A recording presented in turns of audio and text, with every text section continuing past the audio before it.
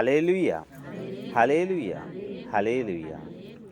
তাহলে শাস্ত্রেতে আমরা লেখা পেয়েছি কি, প্রভু যীশু খ্রিস্ট কি বলছে না, যে নিজের ক্রুশ বয়ে না নিয়ে যাবে সে আমার শিষ্য হওয়ার যোগ্য নয়। তাহলে আজকে আমরা যখন শাস্ত্রেতে আমরা পড়েছি প্রভু যীশু খ্রিস্ট নিজের ক্রুশ বয়ে নিয়ে যাচ্ছে, মানে ক্রুশ বয়ে নিয়ে যাচ্ছে, সমস্ত মানুষের পাপ তিনি ওই ক্রুশে তুলে নিয়ে নিজের কাঁধে তুলে নিয়ে তিনি কিন্তু এগিয়ে যাচ্ছে। মানুষ যতদিন পাপে জর্জরিত হয়েছিল, মানুষ কিন্তু সেই পাপের ভারতে ঝুঁকে পড়েছিল। কিন্তু যখন প্রভু যীশু খ্রিস্ট সব পাপ তুলে নিল ক্রুশেতে, তখন মানুষের সিদ্ধাঁড়া কিন্তু সোজা হয়ে গেল। সব পাপ তুলে নিল, মানুষের কিন্তু তখন ঝরঝরে হয়ে গেল। কিন্তু শাস্ত্রেতে তখন শাস্ত্র কি বলছে, শাস্ত্রেতে বলছে যে নিজের ক্রুশ নিজে বইতেছে, নিজের ক্রুশ নিজে বয়ে নিয়ে যাও। তাহলে ঠিক আছে, শাস্ত্র সম্বন্ধিত এই যে একটু আগেই বললাম যে শাস্ত্রেতে লেখাই রয়েছে একে অপরকে ভালোবাসা। তাহলে ভালোবাসার মানে হচ্ছে এই নয় যে আমার সঙ্গে ভালো কথা বলা, নম্রতার সঙ্গে কথা বললাম, নম্রতার সঙ্গে আমি ব্যবহার করলাম, আর ঘরেতে ভালো কিছু রান্না হয়েছে সেটা আমরা এই দিক থেকে ওই দিক আমরা বাটি ট্রান্সফার করলাম, মানে এর বাড়ি থেকে ওই বাড়ি, ওই বাড়ি থেকে এই বাড়ি। তখন আমরা মনে করি কি বাটি ট্রান্সফারের মধ্যে দিয়ে আমাদের ভালোবাসাও কিন্তু ট্রান্সফার হয়ে যায়, আর আমরা তখন মনে করি যে এ আমাকে ভালোবাসে, ও আমাকে ভালোবাসে, এর সঙ্গে আমার সব কিছু শেয়ার করতে থাকি। আমরা এটাই করি, আমরা এটাই করি। আমরা আমরা যখন মানুষ এত বুদ্ধিমান হয়েছি যে তোমার বাড়িতে যখন ভালো কিছু রান্না হয়েছে তুমি তোমার প্রতিবেশীকে যখন তুমি দিচ্ছ, আর প্রতিবেশীর বাড়িতে যখন ভালো কিছু হয়েছে তোমাকে দিচ্ছে, তার মধ্যে দিয়ে একটা গভীর সম্পর্ক গঠিত হয়েছে, তাই তো? ঠিক কি ঠিক নয়? হ্যাঁ, আপনি কিন্তু সন্ধ্যাবেলা হলেই আপনার ঘরেতে যখন একা মন পড়ে না, আপনি সন্ধ্যাবেলা হলেই তার বাড়িতে গিয়ে প্রথম গিয়ে বলছি দিদি কি করছো গো, এবার একটু অনেক সেও বললো, তিনিও বললো কি আরে আসো আসো বসো বসো বসো। এইবার শুরু হলো কি, এবার শুরু হলো কি, চতুর্দিক থেকে কুড়িয়ে কুড়িয়ে নিয়ে আসা কই মাছ, ভোলা মাছ, লেটা মাছ সব কিছু তুলে নিয়ে এসলাম, নিয়ে এসে এবার রান্না হচ্ছে, সব কিছু রান্না হচ্ছে, সব সঙ্গে একসঙ্গে নিয়ে রান্না হতে শুরু হয়ে গেল। তাহলে আজকে যদি আমরা যদি এতটাই যদি একটা বাটি ট্রান্সফারের মধ্যে দিয়ে তোমার বাড়িতে যদি ভালো কিছু রান্না হয়েছে, এক বাটি খাওয়ার পরিবর্তন করার মধ্যে দিয়ে, ট্রান্সফার করার মধ্যে দিয়ে এতটা গভীর সম্পর্ক যদি গঠিত হওয়ার বুদ্ধি যদি আমাদের মধ্যে থেকে থাকে, তাহলে আজ তোমার বাড়িতে যে রান্না হয়েছে, তোমার হৃদয়ে যে বাক্যের রান্না হয়েছে, সেটা কি ঈশ্বরের কাছে শেয়ার করো বা ঈশ্বরের কাছ পর্যন্ত তুলো, তবেই না ঈশ্বর ওই দিক থেকে একটা বাটি দেবে তোমাকে। হ্যাঁ, আমরা মানুষের কাছে ভালো হওয়ার প্রবণতায়, চেষ্টায় আমরা কিন্তু ঘরের ভালো ভালো খাবার আমরা কিন্তু পাশের বাড়িতে দিই, আর তারও মন আপনার জন্য এগিয়ে আসে, তারও বাড়িতে কিছু হলে আপনার দিকে এগিয়ে আসে। এই বুদ্ধিটা যদি আমাদের মধ্যে যদি থেকে থাকে, তাহলে আজকে আমরা আমাদের ঘরেতে যে খাবার তৈরি হলো, আচ্ছা এই যে মণ্ডলী পরিচালনা হওয়ার পর, প্রার্থনা কেন্দ্র সম্পন্ন হওয়ার পর, এটাও তো একটা রান্না হচ্ছে। আপনার বাড়িতে যা কিছু খাবার তৈরি হলো, মানে আজকে এই যে বুধবারে যে এখন যা কিছু তৈরি হলো, রাত্রিতে গিয়ে বাটিতে করে পরমেশ্বরকে দিই, মানে অন্তরকে তুলে আমরা ঈশ্বরকে দিই, প্রভু আজকে দেখো এই মণ্ডলীতে না রান্নাঘরে এই রান্নাটা হয়েছে, দেখো প্রভু এটা দেই, তুলি না। তবে এখান থেকে কিছু দিলে তখন ওখান থেকেও কিছু কিন্তু আসবে তোমার কাছে, কিন্তু আমরা তো করি না, আমরা করি না। কেন করি না? কেন করি না বলো, কেন করি না? এই কারণেই করি না, এই কারণেই করি না, এই যে এখানে মণ্ডলীতে যে খাওয়ার পরিবেশন হয় বা এই খাবারটা যে তৈরি হয়, এর স্বাদটা আমরা বুঝতে পারি না বলেই আমরা অপরের বাড়ি, অনেক ঈশ্বরের বাড়িতে আমরা পৌঁছাতে পারি না, মানে দিতে পারি না। কিন্তু যেই দিন তুমি কড়াইতে ভালো রান্না করছো, যখন জিভে লাগিয়ে টেস্ট করছো রান্না করার সময়, যখন তোমার জিভেতে খুব স্বাদিষ্ট লাগলো, তখন সঙ্গে সঙ্গে তোমার প্রবণতা তৈরি হয়ে গেল পাশের বাড়িতে এক বাটি দিই, উনি তো আমার আপনজন। ঈশ্বর তো আমাদের পর, সেই জন্য এখানে তৈরি রান্না দেয়নি ও।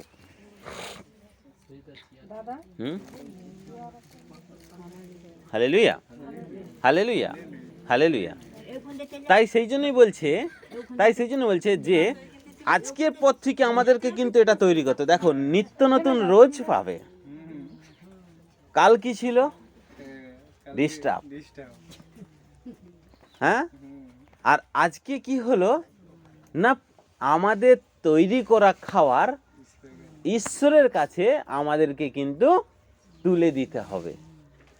আমি যদি বাটি পরিবর্তন করি, মানে বাটি যদি দেই, তবে উপর থেকেও কিন্তু এক বাটি আসবে। এক থালা নাই আসুক, এক বাটি তো আসবে। তুমি যেই দিন এক থালা দেবে, পাশের বাড়ি থেকে এক থালাই আসবে।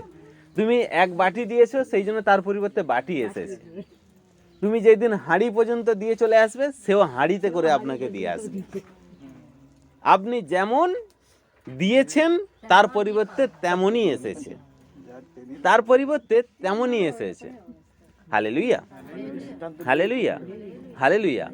তাই সেই জন্যই বলছে যে আমরা প্রত্যেকটা মানুষ, হালেলুয়া, যে আমরা প্রত্যেকটা মানুষ তাহলে যে ক্রুশ নিয়ে যে কথাটা হচ্ছিল, তাহলে আজকে মনে করো শাস্ত্রেতে লেখা আছে অপরকে ভালোবাসার জন্য। আমি এই ভাইটাকে আমি ভালোবাসি, তাহলে আমরা কি বলছি না, এর সঙ্গে ভালো করে কথা বলি, ও আমার সঙ্গে ভালো করে কথা বলে, ও আমার সঙ্গে মেশে, আমি ওর সঙ্গে মিশি, ঠিক আছে। এরপরে কি হলো না, এ ভাই বাড়িতে গিয়ে আমার সম্বন্ধে কিছু বলল, আমি এই ভাইটার সম্বন্ধে আমার পরিবারের কাছে কিছু গিয়ে বললাম। এই যে চর্চা যখনই হলো, তখন বুঝছি আমরা একে অপরকে ভালোবাসছি। ঠিক আছে, অসুবিধা নেই, কোনো অসুবিধা নেই। তাহলে নিজের ক্রুশ বয়ে নিয়ে যাওয়ার প্রসঙ্গে কথাটা হলো সবথেকে বড় প্রসঙ্গ, এবং সবথেকে বড় কথা হলো যে আজকে প্রভু যীশু খ্রিস্ট গোটা জগতের মানুষের পাপ ক্রুশে নিয়ে ভারাক্রান্ত হয়ে ঝুঁকে পড়েছিলেন। আমরা সবাই বাইবেলে পড়েছি, পবিত্র শাস্ত্রগ্রন্থে আমরা পড়েছি, এবং আমরা হয়তো পিকচার বা ফটোতেও আমরা কিন্তু সেটা দেখেছি যে প্রভু যীশু খ্রিস্ট ক্রুশ যখন নিয়ে যাচ্ছে কাঁধে করে, তখন তিনি ঝুঁকে পড়েছেন। আর যখন ঝুঁকে পড়েছে, সেই ঝুঁকে পড়া মানুষটাকে দেখে আমরা কিন্তু দেখেছিলাম সিধ দাঁড়া সোজা করে। কিন্তু যতক্ষণ না প্রভুর পিঠে ক্রুশ এসেছে, ততক্ষণ মানুষ ঝুঁকেছিল, মানুষ ঝুঁকে প্রার্থনা, প্রভু তুমি বাঁচাও, প্রভু তুমি বাঁচাও, কারণ আমি ঝুঁকে পড়েছি, প্রভু তুমি বাঁচাও, প্রভু তুমি বাঁচাও। প্রভু বাঁচিয়ে তোমার সমস্ত পাপটাকে তিনি নিজের কাঁধে তুলে নিলেন, প্রভু ঝুঁকে পড়ল। আর সেই ঝুঁকে পড়া প্রভুকে আমরা সিধ দাঁড়া সোজা করে আমরা খোলাভাবে আমরা অনায়াসেই প্রভুকে দেখছি। দেখো আমাদের প্রভু ক্রুশ নিয়ে চলছেন। এটা গর্বের সঙ্গে বলি, আমাদের প্রভু ক্রুশ নিয়ে চলছেন সিধ দাঁড়া সোজা করে। কিন্তু তুমি ভুলে গেছো, তোমার সিধ দাঁড়াটা কিন্তু একদিন বেঁকে থেকে বাঁকা ছিল। তখন তুমি কিন্তু ওই ঝুঁকে থেকেই ওই প্রভুকে বলেছো যে প্রভু আমি পাপী, পাপ থেকে মুক্ত করো। প্রভু দয়াময়, সেই জন্য তোমার পাপটাকে নিজের কাঁধে তুলে নিয়ে তোমার সিধ দাঁড়া সোজা করে দিয়েছে। আর সেই জন্যই তো বলছে, এই যে ক্রুশ যখন পিঠে নিয়ে যাচ্ছে, কাঁধে নিয়ে প্রভু যখন ক্রুশ নিয়ে যাচ্ছে, যখন ঝুঁকে পড়া অবস্থায় প্রভুর একটা পা সামনে, আরেকটা পা পেছনে। তাহলে এই যে পাটা যখন সামনে ফেলছে, তখন এই পা ফেলাটা দেখে বা পা ফেলাটা অনুভব করে আমাদের অন্তরে তখন কি মনে হয় যে উনি ওই ক্রুশ বয়ে নিয়ে যাওয়ার সময় তিনি বলছেন, ভারাক্রান্ত লোক তোমরা আমার বোঝা নাও, আমাকে একটু হালকা করো না, আমি তো তোমার সব নিয়ে নিয়েছি, পাপ নিয়ে নিয়েছি, আমি কাঁধে তুলে নিয়ে নিয়েছি, কিন্তু আমার এই ভারটা তোমরা একটু নাও না রে, তোমরা একটু কাঁধে নাও না। কিন্তু আমরা সিট দাঁড়া সোজা করে বলছি, দেখো প্রভু, আমাদের প্রভু, শুধু এইটুকু বলি না, দেখো আমাদের প্রভু ক্রুশের বাইরে ঝুঁকে পড়েছে। আনন্দের খবর? তাহলে তার পা ফেলাটা, যখন তিনি পা ফেলছেন, সেই পা ফেলা অবস্থায় আমাদের মনে কি চেতনা জাগে প্রভুকে একটু হালকা করি? প্রভু তো বারবার ধরে বলছে, ভারাক্রান্ত লোক তোমরা আমার বোঝাটা, ভারাক্রান্ত লোক তোমরা আমার বোঝা নাও, আমি তোমার বোঝা নিচ্ছি। হ্যাঁ, তোমরা ভারাক্রান্ত, তোমরা আমার বোঝা নাও, আমি তোমার বোঝা নিচ্ছি। তাহলে যখন আমরা যদি প্রভুর থেকে যদি ভারটা কিছুটা তুলে নিই, হয়তো প্রভু একটু সিট দাঁড়া সোজা করে হয়তো দাঁড়াতে পারতেন, কিন্তু আমরা তা করি না। তাই সেই জন্য যেমন প্রভু বলেছে নিজের ক্রুশ নিজে নিতে। আজ আমি নেই, প্রভু বলছে আজ আমি নেই, কিন্তু নিজের ক্রুশ বইবে কি করে? আমি যখন ছিলাম, শিক্ষা তুমি, সেই গুরুত্ব তুমি দাওনি, সেই শিক্ষা নেওয়ার মতো প্রবণতা তোমার মধ্যে ছিল না, আমি খুঁজে পাইনি। কিন্তু ক্রুশ নিয়েতে বারবার তোমাদের কাছে বলছি, নাও না রে বোঝা, নাও না বোঝা। কিন্তু তখন তুমি ফ্রি হয়ে সিট দাঁড়া সোজা করে তখন গর্বের সঙ্গে বলছে, দেখো আমাদের প্রভু ক্রুশ নিয়ে চলছে। আরে ক্রুশটা কার? আমাদেরই পাপের ভারে তিনি ঝুঁকে পড়েছিলেন,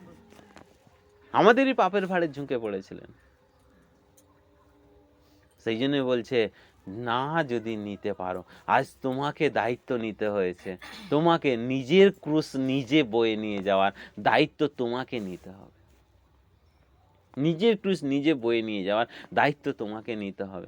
আজ আমি যদি এই ভাইকে যদি ভালোবাসি, তাহলে কিন্তু এর ভালোবাসা শুধু মানে কি এটা নয়, আমি যখন এর সঙ্গে ভালো কিছু শেয়ার করছি, আমার অন্তরের কথা যখন এর সঙ্গে শেয়ার করছি, ও যখন আমাকে অন্তরের কথা শেয়ার করছে, তখন আমি কিন্তু বুঝতে পারলাম যে এ পাপের ভারেতে জর্জরিত হওয়ার জন্য সমস্যা থেকে বেরোতে পারছে না, তাই কিছুটা আমি নিয়ে নিলাম। তার মানে কি, আমি যখন নিয়ে নিলাম, এসির দাঁড়া সোজা হয়ে গেল। এ তখন কিন্তু টাটা বাই বাই করে দিয়েছে আমাকে। মানুষ এইটাই করেছিল না, প্রভু যীশু খ্রিস্টের সঙ্গে এটাই করেছিল। তো এ যখন টাটা বাই বাই করে দিল, এ বলল যে আমি তো ফ্রি হয়ে গিয়েছি, চলো বাবু আনন্দ করতে থাকি, হ্যাঁ, মৌজ মস্তিতে আমি মেতে থাকি। করতে গিয়ে হলো কি না, পাপেতে গিয়ে মানুষ জর্জরিত হয়ে ডুবতে শুরু করলো। আগেতে গিয়ে এর দেওয়ালেতে গিয়ে পিঠ ঠেকে গেল। তখন কি হলো? সেই নত হতে গেল, সেই চোখের জল ফেলতে হলো, সেই ঈশ্বরের কাছে তোমাকে মাথা টেকতে হলো, তাহলে এবার বুঝে দেখো, আজকে যদি আমি যদি এই ভাইয়ের থেকে যদি কিছুটা নিয়ে নেই, এরও কিন্তু কর্তব্য এবং দায়িত্ব আমার কাছ থেকে নিয়ে নেওয়া, তাহলে কিন্তু ব্যালেন্সটা বরাবর থাকবে। আমরা নিজের দুঃখটা, আমাদের জীবনে যে দুঃখটা আসে না, সেই দুঃখটা আমরা নিতে পারি না বা সইতে পারি না, কিন্তু অপরের দুঃখ যখন কিছু আসে না, তখন আমরা অনায়াসে সেটাকে নিয়ে নিতে পারি। মানুষের স্বভাব এবং ক্যারেক্টার এটাই, মানুষের স্বভাব চরিত্র হচ্ছে এটাই, যে নিজের দুঃখটা নিজে কিন্তু বইতে পারে না, সইতে পারে না, কিন্তু অপরের দুঃখটা নিয়ে কিন্তু সে যথার্থ মানে ঈশ্বরের কাছে আরাধনা, যথার্থ মানে ঈশ্বরের কাছে প্রার্থনা, সব কিছুটাই কিন্তু করতে পারে। কিন্তু নিজের জন্য যখন তুমি প্রার্থনা করছো, তখন তুমি তুমি তখন নিজের মানে সমস্যার বশেতে খেয়ালেতে ডুবে গিয়ে তুমি কিভাবে প্রার্থনা করা উচিত সেটাই কিন্তু মানুষ ভুলে যায়, কিভাবে ডাকা উচিত সেটাই কিন্তু মানুষ ভুলে যায়। কিন্তু তোমার সমস্যাটা যদি আমি নেই, তাহলে কিন্তু আমি ঈশ্বরের কাছে কিন্তু অন্তর থেকে প্রার্থনা করে তুমি কিন্তু সমস্যা থেকে মুক্ত হয়ে যাবে। আর আমার সমস্যাটা যদি তুমি নাও, তুমি ঈশ্বরের কাছে কিন্তু, কারণ আমি সমস্যায় জর্জরিত। প্রভু যীশু খ্রিস্ট ক্রুশ নিয়ে যাওয়ার সময় বলছে, আরে নাও না রে বাবা বোঝা, কিছুটা আমার থেকে নাও না, আমাকে হালকা করো। প্রভুর কিন্তু যন্ত্রণা নেই, প্রভু বলছে আরও চাপিয়ে দাও, কোনো অসুবিধা নেই, ঝুঁকেছি তো এতটা, আরও ঝুঁকবো, কিন্তু ঝুঁকেছি কার কাছে? তোমাদের পাপ নিয়ে আমার মাথাটা যে নত হয়ে গেছে না, আমার মাথাটা যে নিচু করেছি, আমি জগতের মানুষের কাছে নত হইনি, আমি হয়েছি আমার পিতার কাছে। কারণ আমার পিতা সৃষ্ট সন্তান তোমরাই, তাই তোমাদের থেকে আমি পাপ নিয়ে আমি তোমাদেরকে ফ্রি করে দিয়েছি, তোমাদেরকে ফ্রি করে দিয়েছি। তাই সেই জন্যই বলছে এই হচ্ছে শাস্ত্র মোতাবিক একে অপরকে ভালোবাসা। নালে আজ ওই বললাম বাটি আদান প্রদান চলতে থাকবে, থালা বাটি আদান প্রদান, ভর্তি থালা বাটি এদিক ওদিক আদান প্রদান হতে থাকবে, মৌখিক ভালোবাসা চলবে, কিন্তু আভ্যন্তরীণ আত্মিক যোগাযোগ, আত্মার সঙ্গে আত্মার মিলন হবে না।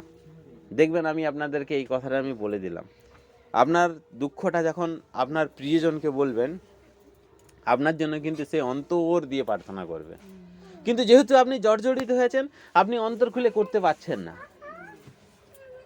অন্তর খুলে করতে পারছেন না। কিন্তু আমরা অপরকে বলি, আমরা তখন বলি কি, আরে ভাই বিশ্বাস করতে থাকো, ভরসা করতে থাকো, নড়বড় হয়েও না, একদম সরবে না, বলতে থাকি। আরে বাবা, এটা আমাদের মৌখিক কথা বলা, যাতে না এ ভেঙে যায়, যাতে না এ মানে ছিটকে চলে যায়, সেই জন্যই এটা বলি। কিন্তু তার সাথে তোমার বলার সাথে সাথে ওর দুঃখটা নাও, ওর দুঃখটা নিয়ে নাও, নিয়ে তুমি ঈশ্বরের কাছে অন্তর দিয়ে প্রার্থনা। কারণ কেন, আমি জানি এই দুঃখের ভারে জর্জরিত, ঈশ্বরের কাছে সে খোলা মন নিয়ে করতে পারছে না, ডাকতে পারবে না সে। তাহলে আমি এর কাছ থেকে নিয়ে ঈশ্বরের কাছে প্রার্থনা করলাম খোলা মন নিয়ে। আমি যখন জর্জরিত হলাম, তখন এর উচিত আমার থেকে কি দুঃখ নিয়ে ঈশ্বরের কাছে খোলা মনেতে প্রার্থনা করা। তখন দেখবে দুজনের ব্যালেন্সটা না সমান থাকবে, দুজনের ব্যালেন্সটা সমান থাকবে। এইভাবে অপরের ক্রুশ, অপরের ক্রুশ, অপরের পাপগুলোকে নিয়ে তুমি যখন প্রার্থনার মধ্যে দিয়ে তুলবে, তখন সামনে থাকা তোমার ভাই, তোমার বোন, তোমার আর কি না না, শাস্ত্রে বলেছে ভাই বোন এবং তোমার আপনজনেরা, তোমার আপনজনেরা, ঠিক আছে, সবাই কিন্তু আত্মিকভাবে গড়ে উঠতে পারবে, সবার মনোবল বৃদ্ধি হবে।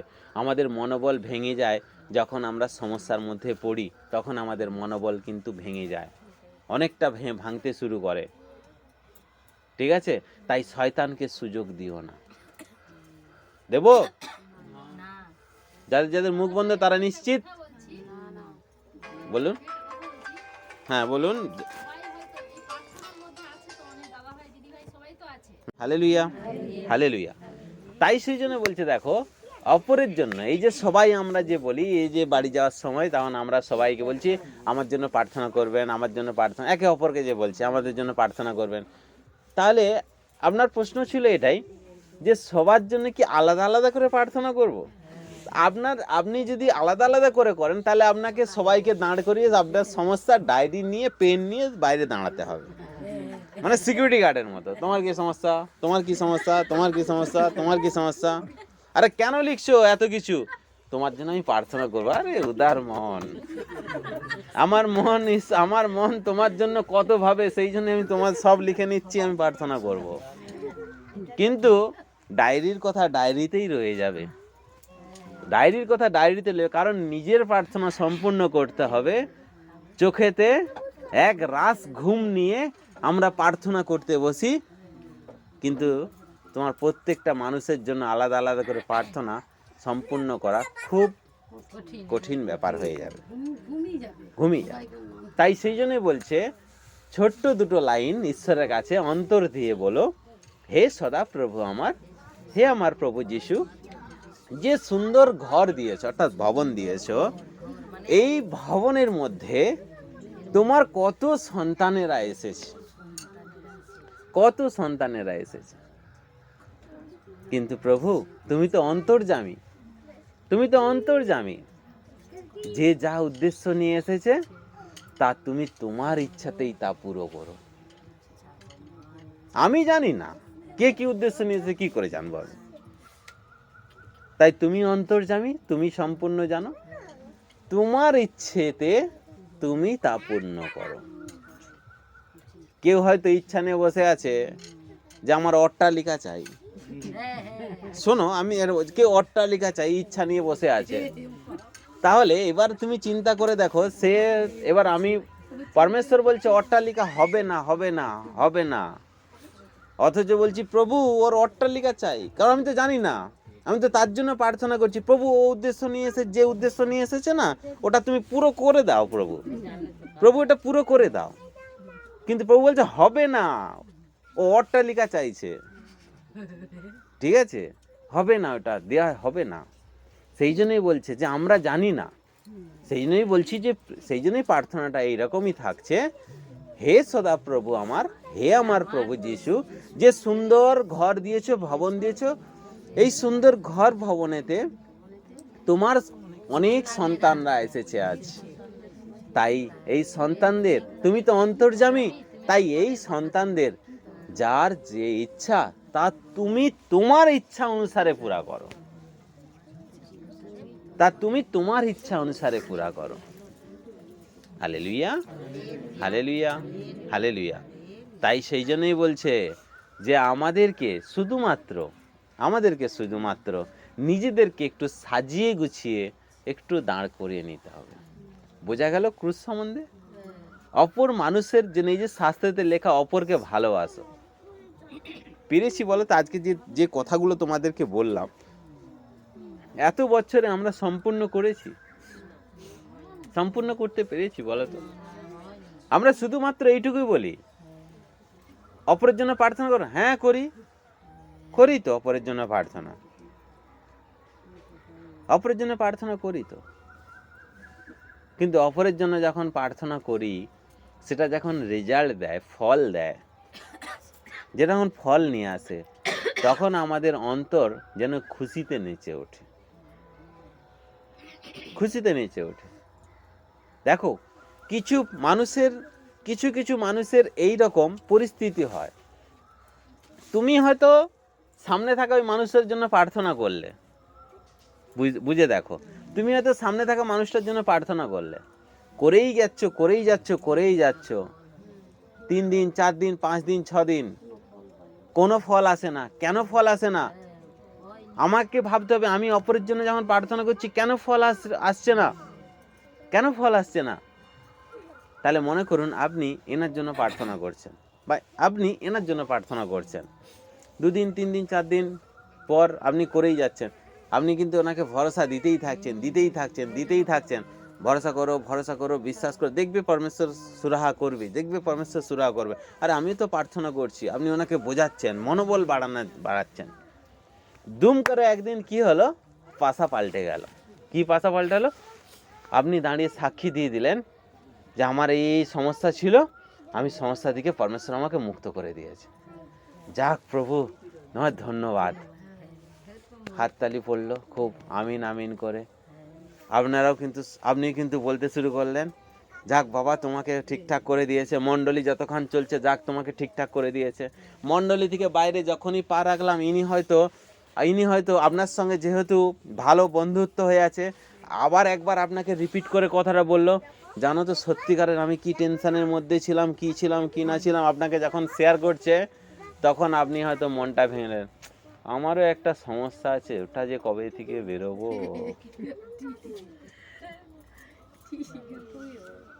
বুঝে দেখো, তাহলে এতদিন এই যে উত্তর কেন লেট এলো, আপনি আফসোস করছেন। যতদিন এনার জন্য প্রার্থনা করেছিলেন, ততদিন ভেতরে কিন্তু কিছু চলো না। ইনি যখনই সমস্যা থেকে বেরিয়ে গেল, তখন আপনার মধ্যে এলো কি, বাইরে গিয়ে যখন কথা বলছেন, তখন এলো আফসোস, আমারও একটা আছে, তুমি তো বেরিয়ে গেলে, আমার যে কবে থেকে বেরোবো। হ্যাঁ, তখন আমার কি করা উচিত? দিদি ভাই, যাক, কোনো অসুবিধা নেই, খুশিতে হাসতে থাকো, খুশিতে বলতে থাকো, কোনো অসুবিধা নেই। ঈশ্বর যে তোমাকে মুক্ত করে দিয়েছে না, সত্যি পরমেশ্বরকে ধন্যবাদ জানাই। পরমেশ্বর আমাদের জীবনে এইরকমই কাজ করতে থাকো, এইরকমই মহিমা আমাদের জীবন থেকে, ঈশ্বরের মহিমা আমাদের মধ্যে থেকে বেরিয়ে আসুক। দিদি ভাই, কোনো অসুবিধা নেই, ঠিক আছে? শোনো দিদি ভাই, আমি খুশিতে বলছি তখন, দিদি ভাই শোনো, তুমি, আমারও কিন্তু একটা প্রবলেম আছে, কিন্তু আমি আবদার করছি তখন এনার কাছে, আমারও কিন্তু একটা প্রবলেম আছে, আমারও জন্য কিন্তু তোমাকে প্রার্থনা করতে হবে। সম্পর্ক এমনি নয়, মুখের কথাতে, মুখের কথাতে গলার আওয়াজে সম্পর্ক মজবুত গঠিত করা যায়, বাটি আদান প্রদানের মধ্য দিয়ে নয়। বাটি হাফ রাস্তায় পড়ে গেলে সব সম্পর্ক গেল। বুঝতে পেরেছো? তখন আমি ওনাকে বলছি, দি ভাই আমার কিন্তু একটা সমস্যা আছে, আমার জন্য কিন্তু প্রার্থনা করবে। দেখো তুমিও আনন্দ করবে, আমিও আনন্দ করব, খুশি খুশিতে হাত ধরবো, একসঙ্গে ঈশ্বরের দু হাত তুলে গৌরব করব। মানে দু হাত নয়, মানুষের তো এক মানুষের দু হাত, তাহলে চারটে হাত হবে। আমারই বলা ভুল হয়েছে, দু হাত তুলে নয়, 4 হাত তুলে আমরা গৌরব করবো ঈশ্বরের, তাই তো? তাই সেই জন্যই বলছে এইরকম হওয়া উচিত আমাদের, ঈশ্বরীয় প্রেমেতে ডোবা উচিত। আমরা পুকুরে স্নান করতে যাই, তেল ফেল মেখে একবারে, হ্যাঁ, সাবান শ্যাম্পু দিয়ে আমরা তেল মেখে স্নান করতে ডুবিয়ে দিই তো, পুরো শরীরকে ডুবাই তো। তাহলে আমাদেরকেও কিন্তু ঈশ্বরীয় প্রেমেতে আমাদেরকে ডুবতে হবে, ঈশ্বরীয় প্রেমেতে ডুবতে হবে। কিন্তু আমরা চেষ্টা করছি ঈশ্বর যখন আসবে তখন প্রেম করব। ভুলে যাও, ভুলে যাও, ঈশ্বর যখন আসবে তখন প্রেম করব। ওই জন্য আপনি একটা বচন বললেন না, কখন প্রভু আসবে কেউ জানে না। তাহলে যখন শাস্ত্র তোমার কাছে চেতনা দিয়েই দিয়েছে প্রভু কখন আসবে জানে না, এমনকি প্রভু নিজেই বলছেন আমি জানি না, আমার পিতা জানে। তাহলে যখন প্রভু আসবে তখন যদি তাকে প্রেম করতে থাকি, তাহলে এই ধারণাটা যদি আমাদের মধ্যে থাকে, তাহলে কিন্তু সম্পূর্ণ কিন্তু ভুল হিসাবে এগোচ্ছে। প্রভু উপস্থিত, প্রভু মজুদ রয়েছে, প্রভু মজুদ রয়েছে, প্রভু উপস্থিত রয়েছে। এখনই তোমার সেই সময় মানুষের মধ্যে থেকে ভালো একটা মজবুত দৃঢ় সম্পর্ক গঠিত করে তুমি সামনে এগিয়ে যাও, প্রভুর খোঁজেতে তুমি সামনে এগিয়ে যাও। 2 পা ফেলবে, সামনে প্রভুকে পাবে। 2 পা ফেলবে, সামনে প্রভুকে পাবে, অবশ্যই পাবে। Hallelujah, hallelujah, hallelujah. বিষয় যেটা দেখুন, এটা আমি ঈশ্বরের কাছে যখন আমরা প্রার্থনা করব, মানে প্রার্থনা বলতে যেমন একটু আগে বললাম যে অপরের কাছে যখন আমরা বাড়িতে গিয়ে কলিং বেল মেরে বলছি, আরে কে এসেছে, ও আচ্ছা তুমি, কিন্তু আঁচলের তলায় এক বাটি। তখন বলছে, যখন বাটিটা খুলে দেখালাম, দিদি এটা আজকে তৈরি করেছিলাম। ও এটা বানিয়েছো, ও এটা বানিয়েছো, আচ্ছা আচ্ছা আচ্ছা, আসো আসো, আরে বাটি পরে দিবে, আগে তুমি ভেতরে আসো, আগে বসো তুমি, ঠিক আছে বসো তুমি। তোমাকে 1 গ্লাস জল দিল রিটার্ন, বাটির পরিবর্তে ফার্স্ট 1 গ্লাস জল।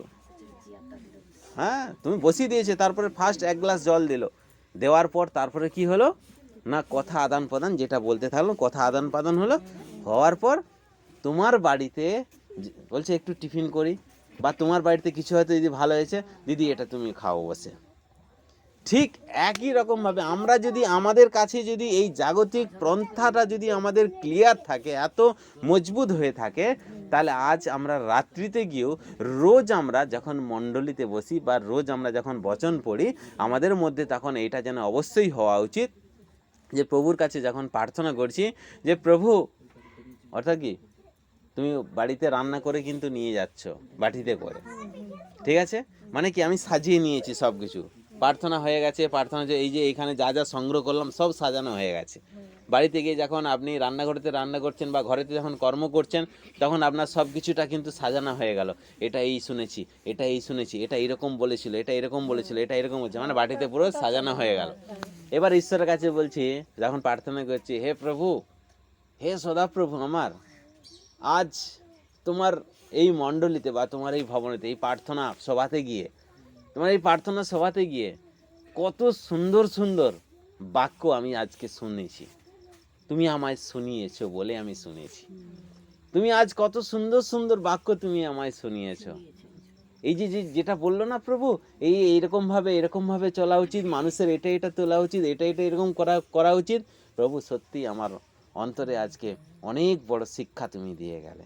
মানে আমি বাটি তুলছি, তখন আমি বাটি তুলছি, ঠিক আছে, অনেক বড় শিক্ষা দিয়ে গেলে। যখন বলে অনেক বড় শিক্ষা দিয়ে গেলে না, সঙ্গে সঙ্গে না এর রিটার্ন আসতে শুরু করবে তোমার কাছে।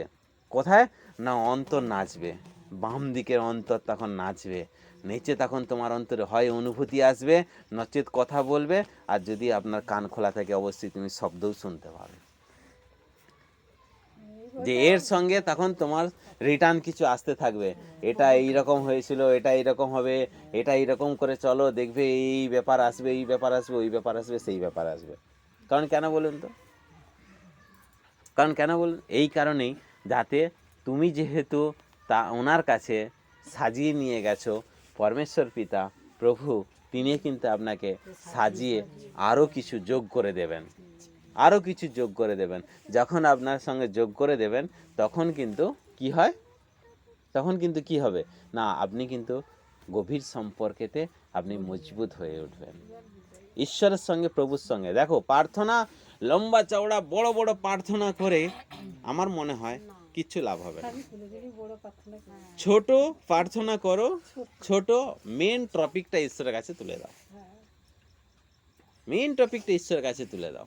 তাহলে আমি এই যে আপনি যখন জিজ্ঞাসা করলেন কিভাবে প্রার্থনা করো, তাহলে কি আমি কি অনেক বড় করলাম? কি দুটো লাইন ঈশ্বরের কাছে তুলে দাও, দুটো লাইন ঈশ্বরের কাছে তুলে দাও।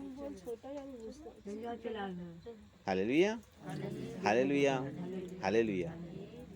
তাই সেই জন্যই বলছে যে আমরা এতটাই মজবুত হই যেন ঈশ্বর আমাদেরকে ওপরে আশীর্বাদ প্রদান করতে তিনি যেন ব্যস্ত হয়ে ওঠেন। বুঝতে পেরেছ? আশীর্বাদ প্রদান করার জন্য তিনি যেন ব্যস্ত হয়ে ওঠেন। বোঝা গেছে? তাহলে আমরা কি করব? সেই জন্যই দেখো, সেই জন্যই আপনাদেরকে বলছি যে মণ্ডলীতে বহু মানুষ এসেছে, বহু মানুষ চলে গেছে। আমরা যখন প্রথম এসেছিলাম সমস্যা নিয়ে এসেছিলাম, কিন্তু যেসব মানুষরা এই যে বলছে না যে আমার ছেলের জন্য অবিশ্বাসী, সে বলছে আপনাকে যে আমার ছেলের জন্য তুমি একটু প্রার্থনা করো, ঠিক আছে, যদি আমার ছেলের বিয়েটা হয়ে যায় তারপরে আমি মণ্ডলীতে যাব, এ করব। অসম্ভব, অসম্ভব। এই জিনিসগুলো কি জানেন তো, আমি ঈশ্বরের কাছে চাইছি কিছু, আমার স্বার্থ পূরণের প্রত্যাশায় চাইছি। তাই প্রভু যীশু খ্রিস্ট কিন্তু সমাধানের প্রভু নয়, প্রভু জীবন দানকারী প্রভু, প্রভু জীবন দানকারী প্রভু। তাই সেই জন্য বলছে বহু মানুষ এখানে থেকে চলে গেছে, কিন্তু আজ আমাদের ভাগ্য ভালো, এখানে আমরা রয়ে গেছি। কারণ আমরা কেউ জানি না, যখন মণ্ডলীতে যখন এই লাস্ট প্রার্থনা হয়, শেষে যখন প্রার্থনা হয়, আমরা সবাই কি করি, অনেকক্ষণ বসলাম, ঠিক আছে এবার বাড়ি যাওয়ার সময় হয়ে গেছে, চলো বাবা বাড়ি যাই। কিন্তু যে গেট দিয়ে তুমি ঢুকেছিলে মণ্ডলীতে, সেই গেটটা অতিক্রম করার সময় অবশ্যই কিন্তু তুমি মাথা নিচু করে অতিক্রম করো, কারণ ওই গেটের সামনেই কিন্তু প্রভু কিন্তু দাঁড়িয়ে তোমাকে বলছে, যখন ওই মানুষগুলো চলে গিয়েছিল না, প্রভু হয়তো অনুরোধ করেছিল তোমরা যেও না ছেড়ে, এটা আমার পিতার মণ্ডলী, আমি তোমাদের জীবন দান করার জন্য এসেছি, আমি জীবন দান করার জন্য এসেছি, তোমরা যেও না ছেড়ে। কিন্তু সেই মানুষগুলো সেই অনুরোধটাকে না তো শুনতে পেয়েছে, না তো বুঝতে পেরেছে, না তো অনুভব করতে পেরেছে। তাই সেই জন্যে এড়িয়ে গিয়ে, হয়তো বুঝেছে, হয়তো শুনেছে, হয়তো জেনেছে, তারপরেও না গুরুত্ব দিয়ে ওনারা কিন্তু চলে গেছেন। কিন্তু আজ হয়তো ওনাদের কাছে অনুরোধ করেছিল প্রভু, কিন্তু আজ হয়তো আমাদের ভাগ্য ভালো, আজ হয়তো প্রভু আমরা যখন চলে যাচ্ছিলাম আমাদেরও মনেতে হয়েছিল মনে হয় আমার জীবনে কিছু হবে না, মনে হয় কিছু হবে না, তখন প্রভু হাতটা ধরে বলেছে, না বাবা তুই যাস না, আমি তোর জন্য আছি, ঠিক আছে তুই যাস না, তোমরা যেও না, তোমরা যেও না। তাই হয়তো প্রভু হয়তো হাত ধরে হয়তো আমাদেরকে আটকে দিয়েছিল, এই হাত ধরে থাকার হাতটা যেই দিন ধরে নিয়েছিল না, আজ সেটাই হয়তো আমাদের জীবনের সবথেকে বড় একটা সময় হয়ে দাঁড়িয়েছে। আজ সেই জন্যই আজ মণ্ডলীতে আনন্দের সঙ্গে আমরা প্রবেশ করি, এখানে আনন্দের সঙ্গে প্রবেশ করি, কিন্তু আমাদের এটা থাকে না, ঠিক এটা আমাদের থাকে না, যখন এখানেই লাস্ট প্রার্থনা হয়ে গেল, সমাপ্তি হয়ে গেল, সম্পূর্ণ হয়ে গেল, আমরা যে গেট দিয়ে ঢুকেছিলাম আনন্দের সঙ্গে আমরা নাচতে নাচতে বেরিয়ে পড়ি। কিন্তু যে গেট দিয়ে তুমি ঢুকেছো সেই গেটে অবশ্যই কিন্তু অনুভব রাখো, অবশ্যই কান খোলা রাখো, অবশ্যই কিন্তু অন্তরকে খোলা রাখো, অবশ্যই অনুভবটাকে করতে থাকো, কারণ হয়তো ওখানে দাঁড়িয়ে থেকে তোমাকে হয়তো প্রভু কিছু অনুরোধ, কিছু অনুনয়, কিছু বিনয় করতে চাইছে। কিন্তু আমরা কি করলাম? আনন্দের সঙ্গে ফটাফট চপ্পল পরলাম, ব্যাস চলে গেলাম, চলে গেলাম। কিন্তু তাই সেই জন্য বলছে, এই যে শাস্ত্রে লেখেছে, ঈশ্বরের ঘরেতে প্রবেশ করার সময় তুমি সাবধানে প্রবেশ করো, তাই তো? আর বাইরে যাওয়ার সময়ও সাবধানে যাও তুমি। তাই সেই জন্য বলছে এবার তুমি কি করো, যে গেট দিয়ে প্রবেশ করেছো ওই গেট অতিক্রম করার পর শুনে নাও, অনুভব করে নাও, যা বোঝার বুঝে নাও, সব কিছু করে নিয়ে যখন তুমি বাইরে বেরিয়ে গেছো একবারে, সবাই যখন বাইরে বেরিয়ে যাচ্ছে, তুমি যখন তোমার প্রতিবেশী বা তোমার যখন ভাই বোন যারাই এসেছে তাদের জন্য ওয়েট করছো, তখন তারাও যখন বেরিয়ে যাবে তারপরে তুমি আনন্দ করে বাড়ি যাও, কোনো অসুবিধা নেই। কিন্তু যেই দিন হয়তো আজ আমরা এখানে গুটি কয়েক মানুষ বসে রয়েছি, হয়তো প্রভু আমাদের প্রত্যেকেরই হাতটা ধরে নিয়েছিল, তোমরা যেও না আমায় ছেড়ে। সেই সেই কথাটা, সেই আওয়াজটা আজ আমাদের অন্তরে দাগ কেটে গিয়েছিল বলেই আজও পর্যন্ত আমরা প্রভুতে, এই মণ্ডলীতে ঝড় বৃষ্টি হলেও আমরা এসে হাজির হই। Hallelujah, hallelujah, hallelujah. ধন্যবাদ প্রভু যীশু মসিহ, ধন্যবাদ প্রভু যীশু মসিহ।